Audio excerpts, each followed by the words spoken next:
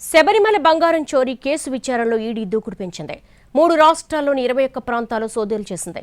ప్రధాని నిందితుల ఇళ్లు, వారి సన్నిహితుల్లో కార్యాలయాల్లోనూ తనిఖీలు చేపట్టింది.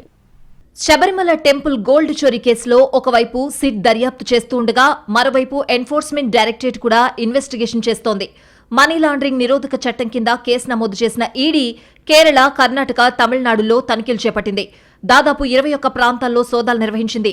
ప్రధాన నిందితుడు ఉన్నికృష్ణన్ పొట్టి, ట్రావెన్కోర్ దేవస్థానం బోర్డు మాజీ అధ్యక్షుడు పద్మకుమార్లకు సంబంధం ఉన్న ఏరియాల్లో ఈడీ అధికారులు ముమ్మరంగా తనిఖీలు చేశారు.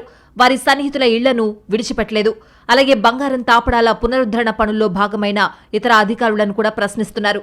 ఈ కేసులో ఇటీవల అరెస్ట్ అయిన టీడీబీ మాజీ అధ్యక్షులు ఏ పద్మకుమార్, మాజీ సభ్యుడు కేపీ శంకర్ దాస్ల హయాంలోనే ఈ అక్రమాలు మొదలయ్యాయని అనుమానిస్తున్నారు.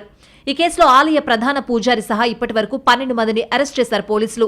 శబరిమల టెంపుల్లో ఆన్ సైట్ తనిఖీ చేపట్టాలని సిట్ అధికారులకు ఆదేశాలిచ్చింది కేరళ హైకోర్టు. అయితే అసలు దోషులెవరో తేలాలంటే సీబీఐ విచారణకు ఆదేశించాలని భక్తులు డిమాండ్ చేస్తున్నారు.